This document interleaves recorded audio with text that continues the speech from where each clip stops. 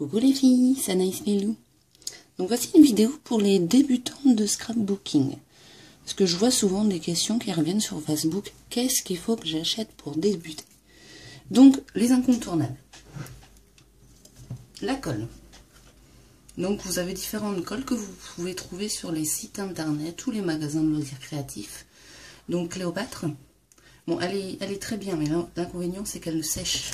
Elle met du temps à sécher en fait. Donc quand vous voulez faire un travail où vous avez besoin d'un résultat assez rapide, c'est un peu compliqué. Donc par contre la Tacky Glue est parfaite, hein, elle sèche assez rapidement. Elle ne bave pas, elle est superbe. Donc vous pouvez trouver sur La Fourmi Créative, Créavea, Scrap Malin, etc. Ou dans les magasins de loisirs créatifs, pardon. Le double face, qui est toujours et qui sera toujours un incontournable pour coller tout ce qui est, par exemple une étiquette, une photo, un embellissement assez gros. La mousse 3D, qui pareil, qui est très très utile quand justement, comme sur cette carte, vous mettez un fond. Donc ça vous va donner du relief à votre travail. Bon, on le voit peut-être pas énormément sur la vidéo, mais en réel c'est superbe. Ça donne du relief tout simplement. Et franchement c'est pas très cher. Donc la mousse 3D vous pouvez en abuser. Après bien sûr il vous faut une règle, ce qui va de soi. Il vous faut, pas obligatoirement bien sûr, un tapis de découpe, donc comme le mien. C'est de la marque Maille.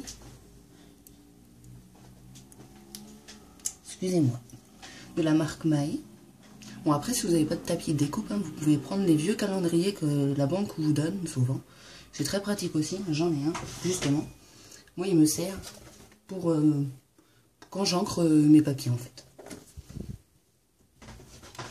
Après, il vous faut, il vous faut une paire de ciseaux, qui je ne sais plus où elle est. Ah. Donc, 2 paires de ciseaux. La première paire, qui est assez grosse pour couper tout ce qui est papier, cartonnette. Et la petite pour ce qui est de plus précis en fait. Si vous voulez faire quelque chose de précis, vous prenez ça. Donc moi tout vient de chez Action, hein, pratiquement. Bon, pas l'école bien sûr. Après, si vous le souhaitez, vous pouvez vous procurer un massicot. Donc moi c'est la marque Stampin' Up. Parce que ma petite Émilie est démonstratrice chez Stampin' Up. Donc je me suis dit je vais lui faire plaisir. Enfin je me suis fait surtout plaisir hein, bien sûr. Et franchement ça change la vie. Donc en fait il coupe et il marque les plis.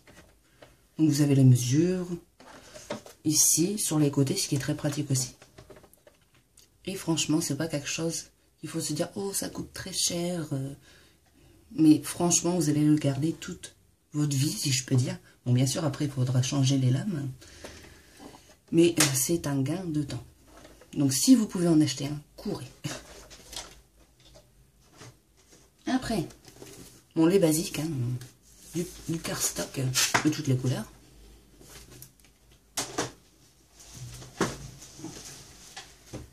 Donc tous les papiers aussi.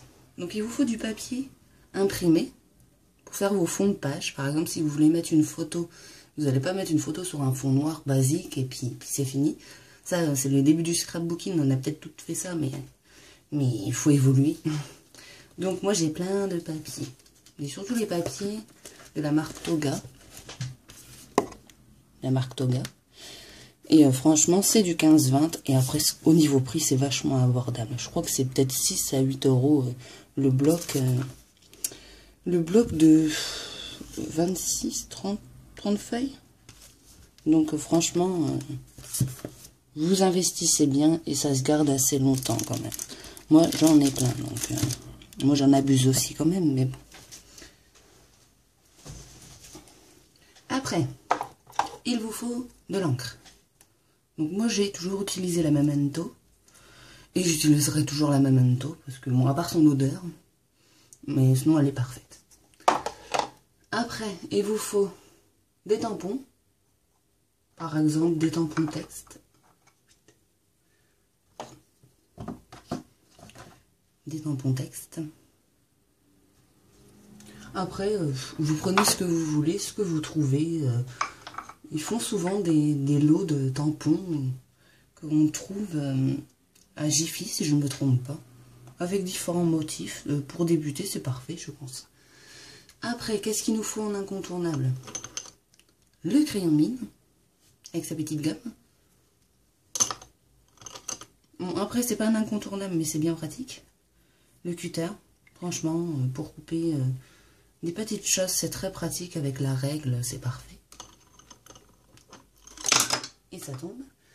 Et vous faut le plioir, j'arrive jamais à le dire, mais bon, le plioir, on se moque pas, qui vous permet, par exemple, de bien faire vos marquages.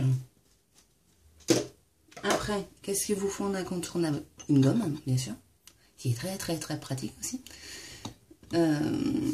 Et franchement, déjà avec tout ça, je pense que vous pouvez faire de belles choses. Parce que quand vous regardez ma carte, donc j'ai pris une feuille blanche, où j'ai tamponné, où j'ai ancré les bords. Là, pareil, un petit morceau de feuille, un petit rectangle de feuille, où j'ai tamponné et ancré les bords. Des demi-perles. Au niveau embellissement, vous pouvez prendre tout ce que vous voulez. Vous avez des demi-perles, des fleurs, des plumes, des boutons, enfin, vous avez le choix. Donc en base, le papier imprimé. Moi j'ai pris de la cartonnette pour le fond, un tampon, des demi-perles et tampon écriture. Et là vous avez déjà fait votre carte. Donc franchement celle-ci je l'ai fait en 5 minutes. Et des fois il ne faut pas chercher compliqué. Il faut juste se lancer les filles.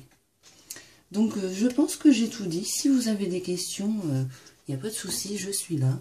Et je vous dis à très vite pour une nouvelle vidéo. Bisous bisous les filles.